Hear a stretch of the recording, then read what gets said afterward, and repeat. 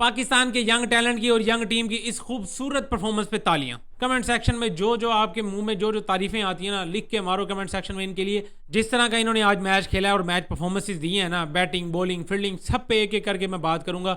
लेकिन उससे पहले ये जो हमारे माइक हसन साहब है ना, इन पे तो मैं कहता हूँ अलग ही किस्म से एक पैराग्राफ लिखा जाएगा इनके लिए। भाई साहब कहते हैं कि विकेट में ही मसले हैं, विकेट ही किसी काम का नहीं, विकेट एक्सेप्टेबल ही नहीं है इंटरनेशनल लेवल पे, इस तरह की विकेट होती ही नहीं है। यानी आप अंदाजा करो, पाकिस्तान वर्सेस इंडिया का जो मैच हुआ था 2024 वर्ल्ड कप में, 120 इंडिया की टीम ने बनाए थे, इंडिया की टीम ने 120 रन बनाए थे। कितना तगड़ा बैटिंग लाइनअप है उनका। और उसके बाद पाकिस्तान की बैटिंग लाइनअप 120 चेज करते हुए उनसे 120 भी चेज नहीं हुआ।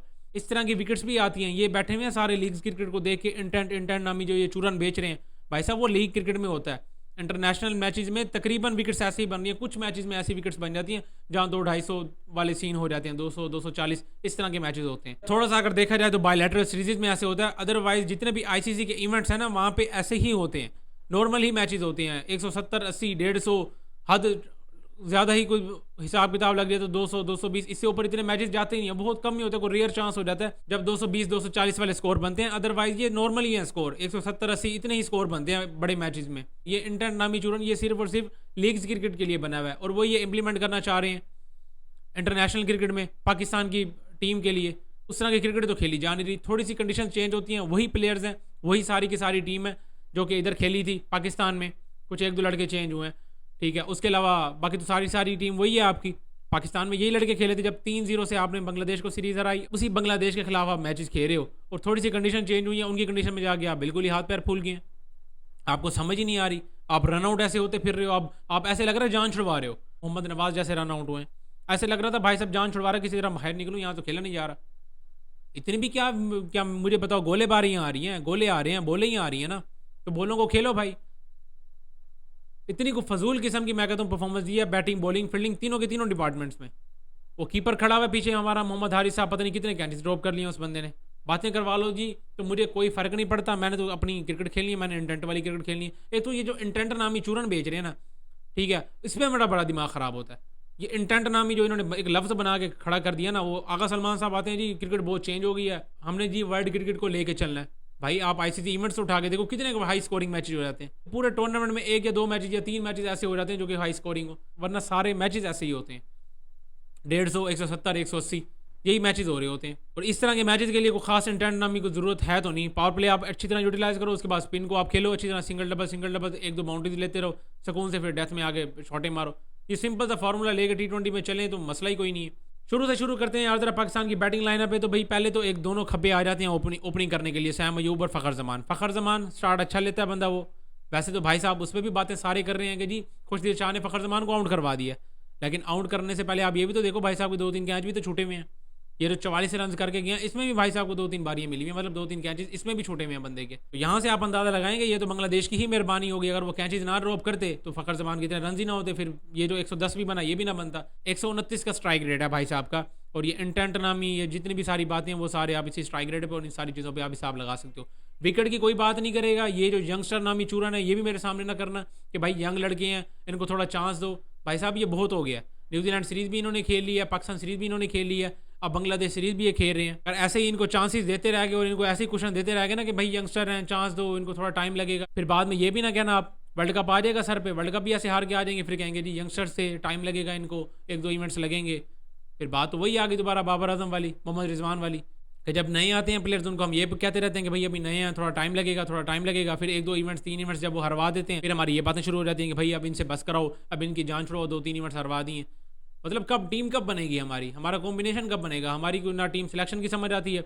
जब जब हमारी टीम नई किसी जगह पे बाहर गई है, हमेशा मुझे वीडियो में यही बात करनी पड़ती है कि जब बाबर रिजवान के जाने के बाद हमारी टीम से 100 भी नहीं होता, और वही हालत हुई पड़ी है। जब जब ऐसे हुआ है कहीं भी हम खेलने के लिए गए हैं ना बाबर रिजवान के अलावा, ठीक है, मैं वीडियो में यही बात कर रहा था कि जब जब बाबर आजम नहीं होता टीम से 100 भी नहीं बनता, और अब भी मर के 100 ही क्रॉस किया टीम ने। मैं कहता हूँ तुम ना खिलाओ, बाबर को ना खिलाओ, रिजवान को ना खिलाओ, किसी को ना खिलाओ, तुम इसी नई यंग टीम से जाओ, तुम वही अपना इंटेंट ही दिखाओ, लेकिन कुछ नज़र भी तो आए ना भाई। कब तक ये मुझे बताओ ये यंगस्टर्स वाला चूरन भी बेचोगे इंटेंट के साथ साथ कि भाई इंटेंट भी है, हमने इंटेंट भी दिखाना, इंटेंट वाली क्रिकेट खेलनी है। एक चूरन ये हो गया आपका, दूसरा यंगस्टर्स वाला है कि जब चल गए तो इंटेंट नामी चूरन बेचेंगे कि भाई हमने तो ये इंटेंट वाली क्रिकेट खेलनी है, जब ना चले तो फिर भाई यंगस्टर्स हैं टाइम लगेगा। दूसरे हमारे माइक हसन साहब वो विकेट का रोना लेके बैठ गया।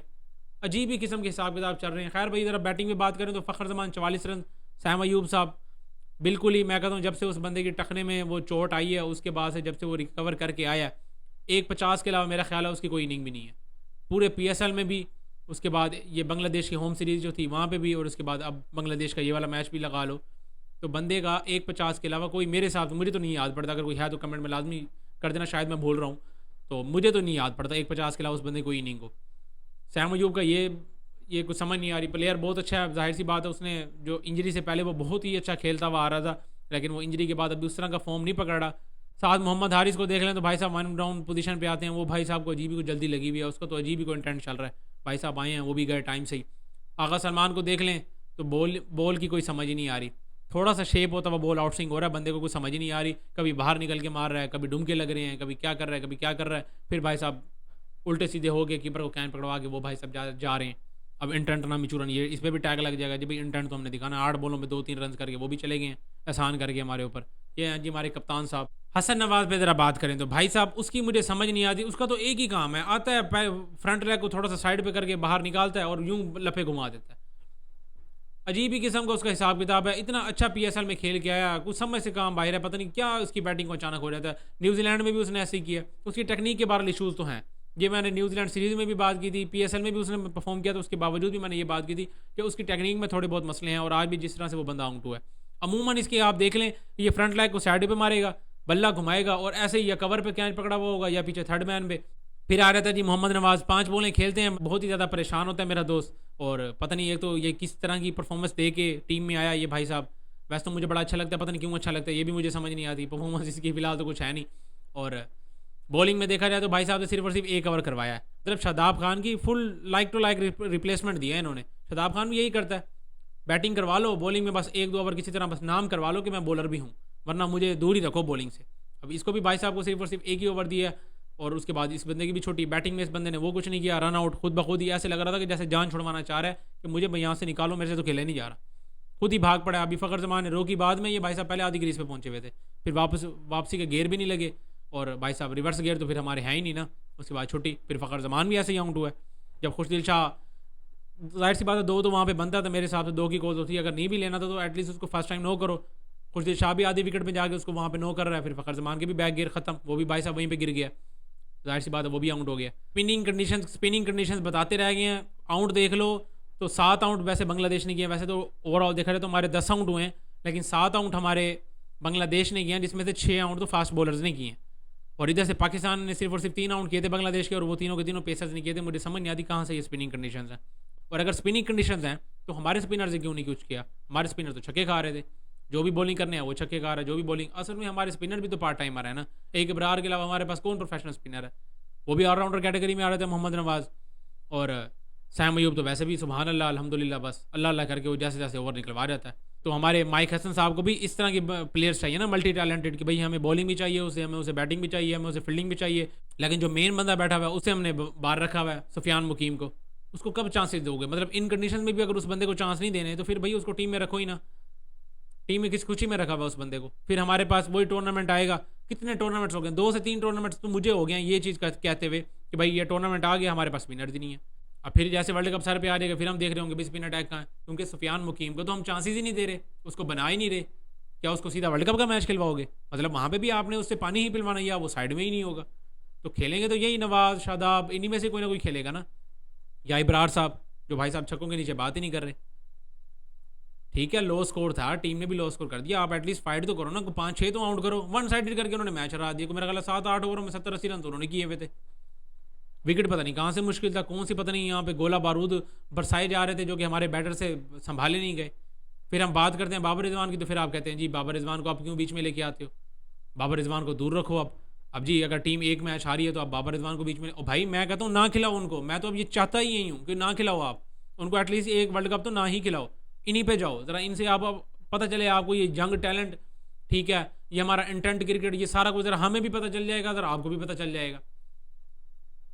भाई कंडीशंस देखा करो कि मैच कहाँ पे हो रहा है, हमारा टूर्नामेंट कहाँ पे, टूर्नामेंट हमारा एशिया में हो रहा है, वहाँ पे इतने ज़्यादा कुछ स्कोर तो होने नहीं है, 150, 170, 80 यहाँ ऐसे ही स्कोर होने हैं वहाँ पे, तो उसके लिए प्लेयर्स भी तो उस हिसाब वाले हो ना। ऐसे तो नहीं हो कि हमें 200-250 वाले प्लेयर्स चाहिए कि वो आगे दो बस छक्के ही मारते रहें, हमने हर मैच में 200 करना है, एक ही पहाड़ा बनाया हुआ है। मतलब अक्ल नामी कोई चीज़ नहीं है, 2-3 पहाड़े में पढ़ा दिए कि भाई इंटेंट वाली बात करनी है आपने, हमने 200 बनाना है, हमने इंटेंट वाली क्रिकेट खेलनी है, ठीक है। बस यही एक दो आपको पहाड़े बना दिए, बस वही आप पढ़ते रहते हो। जब देख लो प्रेस कॉन्फ्रेंस करवा लो, जहाँ पे भी करवा लो, हमारे पास यही 2-3 लफ्ज़ हैं, बस इसी पे ही हमने बैठ के पूरी पूरी बात कर देनी है। मतलब कंडीशंस देखते हैं। अब आज कंडीशन नहीं थी उस हिसाब से, भाई आप सिंगल डबल्स लेते रहो भाई, ये सिंगल डबल भी लेते रहते ना, वही सिंगल डबल ओवर में एक आधा चौका लग जाता है, एक आधी बाउंड्री आ जाती है, तो स्कोर कहाँ पे पहुंच रहा था? 150 तो आराम से ही हो रहा था, ऐसी खाम खा ही हो रहा था 150।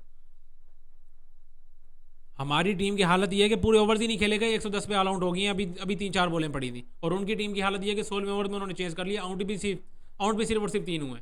वो तो सलमान मिर्जा की मेहरबानी है कि उसने पहले 2 ओवर्स में हमें आउट करके दे दिए, 7 ही रन पे मेरा ख्याल है 2 आउट हुए हुए थे, ये तो उसकी मेहरबानी है, वरना तो कसर तो हमने कोई भी नहीं छोड़ी। ये तो शुक्र करें नहीं जैसे अब्बास अफरीदी का, जिसने आगे 2-3 छक्के मार के 22-23 रन वो बंदा कर गया, कोई हमने 100 तो क्रॉस किया, वरना 100 ही नहीं हो रहा था हमारा। बात फिर वहीं की वहीं खड़ी हुई है कि बाबर ना हो तो 100 नहीं होता टीम से।